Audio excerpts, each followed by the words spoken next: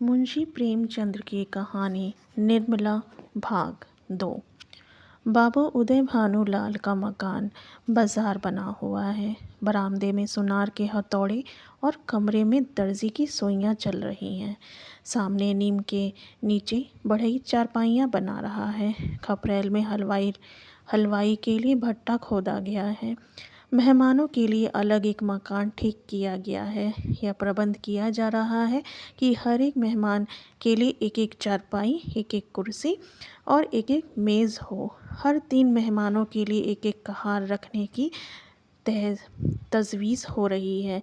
अभी बारात आने में 1 महीने की देर है, लेकिन तैयारियां अभी से हो रही हैं।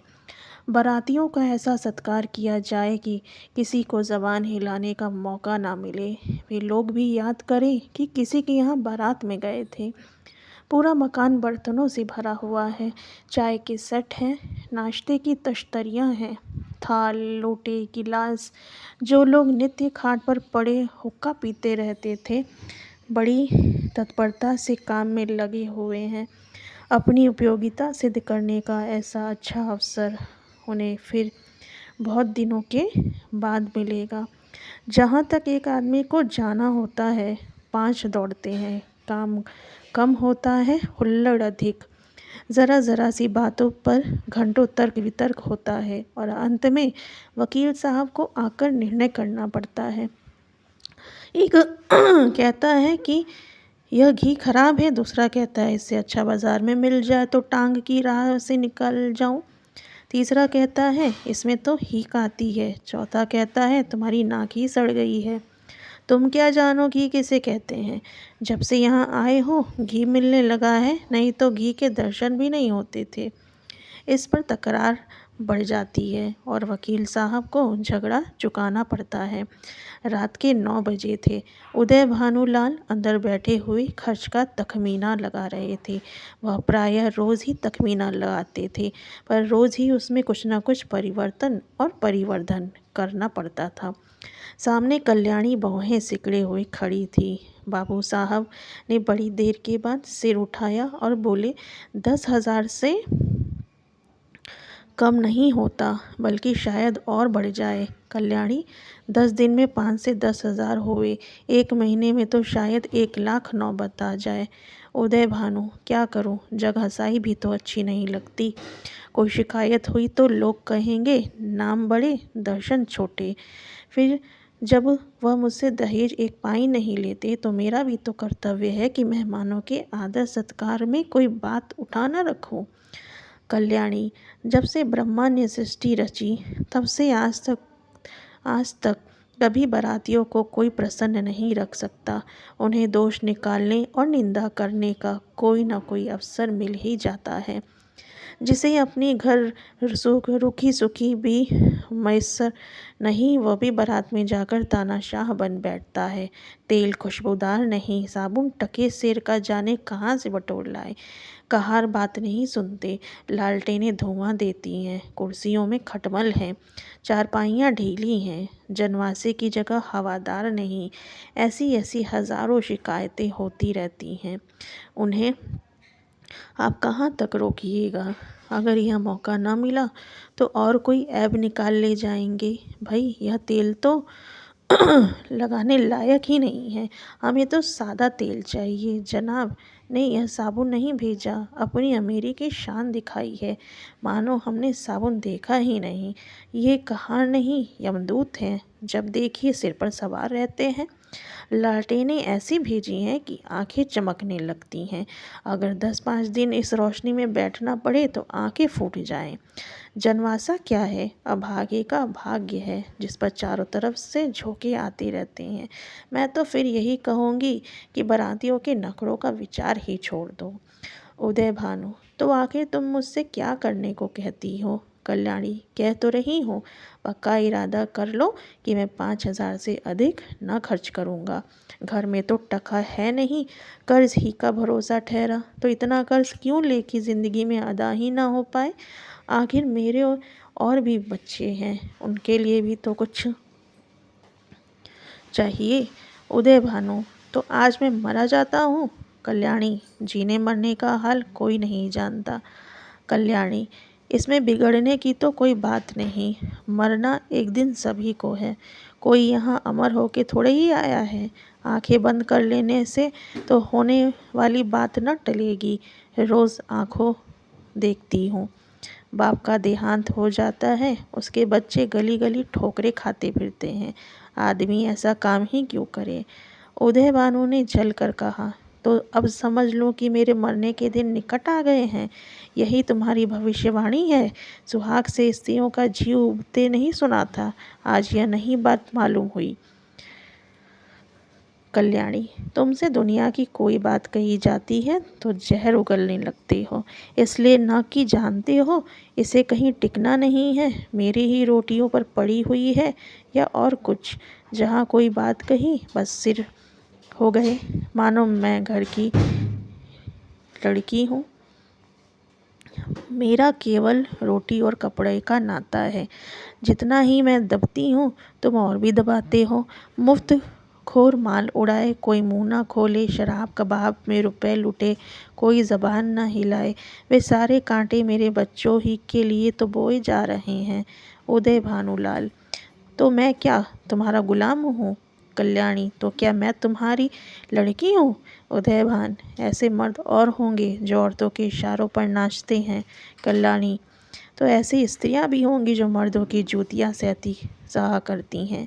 उदय भानुलाल, मैं कमा कर लाता हूँ, जैसे चाहूँ खर्च कर सकता हूँ, किसी को बोलने का अधिकार नहीं। कल्याणी, तो आप अपना घर संभालिए। ऐसे घर को मेरा दूर से ही सलाम।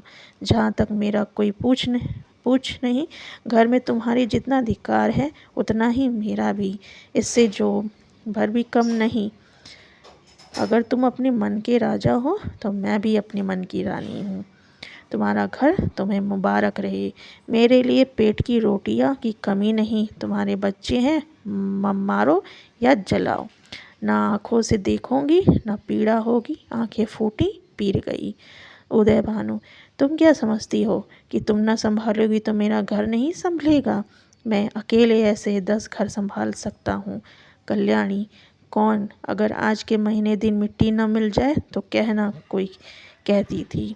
यह कहते कहते कल्याणी का चेहरा तमतमा उठा। वह चमक कर उठी और कमरे के द्वार की ओर चली। वकील साहब मुकदमे में तो खूब मीन मेख निकालते थे, लेकिन स्त्रियों के स्वभाव का उन्हें कुछ यूं ही सा ज्ञान था। यही एक ऐसी विद्या है जिसमें आदमी बूढ़ा होने पर भी कोरा रह जाता है। अगर वे सब भी नरम पड़ जाते और कल्याणी का हाथ पकड़कर बिठा लेते तो शायद वह रुक जाती, लेकिन आपसे यह तो हो न सका। उल्टे चलते चलते एक और चरका दिया। बोले, मैके का घमंड होगा। कल्याणी ने द्वार पर रुककर पति की ओर लाल लाल नेत्रों से देखा और बिफर कर बोली, मैके वाले मेरे तकदीर के साथी नहीं हैं और ना मैं इतनी नीच होगी उनकी रोटियों पर जा पड़ूं। उदय भानु, जब तब कहाँ जा रही हो? कल्याणी, तुम यहाँ पूछने वाले कौन होते हो? ईश्वर की सृष्टि में असंख्य प्राणियों के लिए जगह है, क्या मेरे लिए जगह नहीं होगी? यह कहकर कल्याणी कमरे के बाहर निकल गई। आंगन में आकर उसने एक बार आकाश की ओर देखा, मानो तारागण को साक्षी दे रही है कि मैं इस घर में कितनी निर्दयता से निकाली जा रही हूँ। रात के 11 बज गए थे। घर में सन्नाटा छा गया था।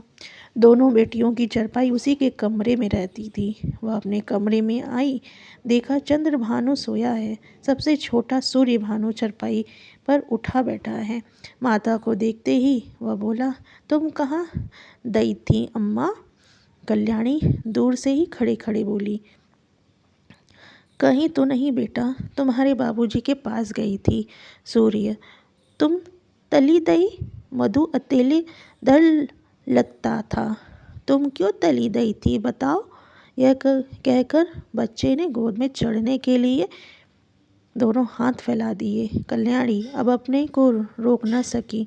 मातृ स्नेह के सुधा प्रवाह से उसका संतप्त हृदय परिप्लावित हो गया।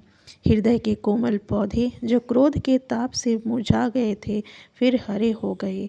आंखें सजल हो गई। उसने बच्चे को गोद में उठा लिया और छाती से लगाकर बोली, तुमने पुकार क्यों न लिया बेटा?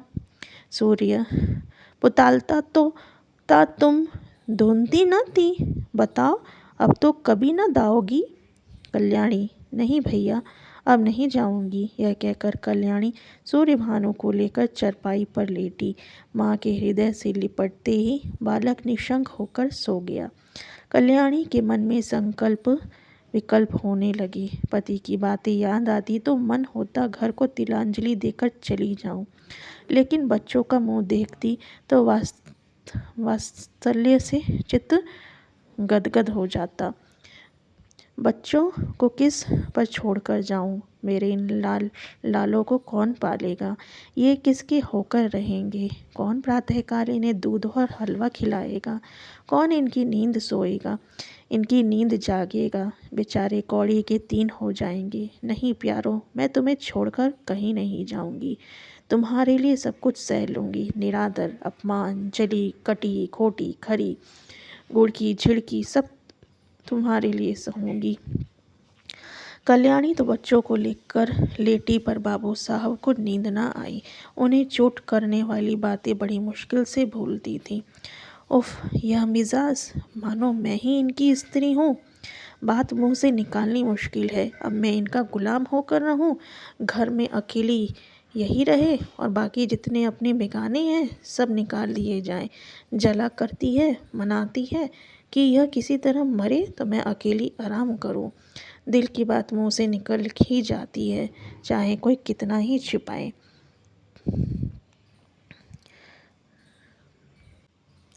कई दिन से देख रहा हूँ ऐसे ही जली कटी सुनाया करती है, मैके का घमंड होगा, लेकिन वहाँ कोई भी न पूछेगा। अभी सब आव भगत करते हैं। अब जब जाकर सिर पर जाएगी तो आटे दाल का भाव मालूम हो जाएगा।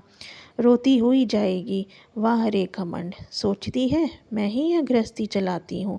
अभी 4 दिन को कहीं चला जाऊँ तो मालूम हो जाएगा, सारी शेखी किरकिरी हो जाएगी। एक बार इनका घमंड तोड़ ही दूँ, जरा वैधव्य का मजा भी चखा दूँ। न जाने इनकी हिम्मत कैसे पड़ती है कि मुझे यूँ कोसने लगती है। मालूम होता है प्रेम इन्हें छू नहीं पाएगा। यह समझती है घर में इतना चिमटा हुआ है कि इसे चाहे जितना कोसो टलने का नाम न लेगा। यह बात है, पर यह संसार से चिमटाने वाले जीव नहीं है, जहन्नुम में जाए। यह घर जहाँ ऐसे प्राणियों से पाला पड़े घर है या नरक? आदमी बाहर से थका मांदा आता है तो उसे घर में आराम मिलता है, यहाँ आराम के बदले कोसने सुनने पड़ते हैं। मेरी मृत्यु के लिए व्रत रखे जाते हैं। यह है 25 वर्ष के दाम्पत्य जीवन का अंत। बस चली ही दूँ। जब देख लूँगा इनका सारा घमंड धूल में मिल गया और मिजाज ठंडा हो गया तो लौट आऊँगा। 4-5 दिन काफ़ी होंगे। लो, तुम भी याद करोगी, किसी से पाला पड़ा था। यही सोचते हुए बाबू साहब उठे, रेशमी चादर गले में डाली, कुछ रुपए लिए, अपने कार्ड निकालकर दूसरे कुर्ते की जेब में रखा, छड़ी उठाई और चुपके से बाहर निकले। सब नौकर नींद में मस्त थे। कुत्ता आहट पाकर चौंक पड़ा और उनके साथ हो लिया, पर यह कौन जानता था कि सारी लीला विधि के हाथों रची जा रही है। जीवन रंगशाला का वह निर्दय सूत्रधार किसी अगम्य गुप्त स्थान पर बैठा हुआ अपनी जटिल क्रूर क्रीड़ा दिखा रहा है।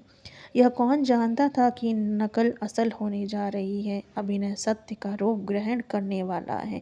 निशा ने इंदु को परास्त करके अपने सामंजस्य स्थापित कर लिया था। उसकी साम्राज्य स्थापित, उसकी पैशाचिक सेना ने प्रकृति पर आतंक जमा रखा था।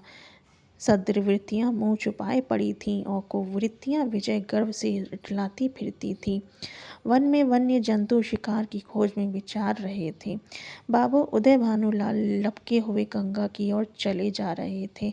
उन्होंने अपना कुर्ता घाट के किनारे रखकर 5 दिन के लिए मिर्ज़ापुर चले जाने का निश्चय किया। उनके कपड़े देखकर लोगों को डूब जाने का विश्वास हो जाएगा। कार्ड कुर्ते की जेब में था, पता लगाने में कोई दिक्कत न हो सकती थी। दम की दम में सारे शहर में खबर मशहूर हो जाएगी। 8 बजते बजते तो मेरे द्वार पर सारा शहर जमा हो जाएगा। तब देखो देवी जी क्या करती हैं।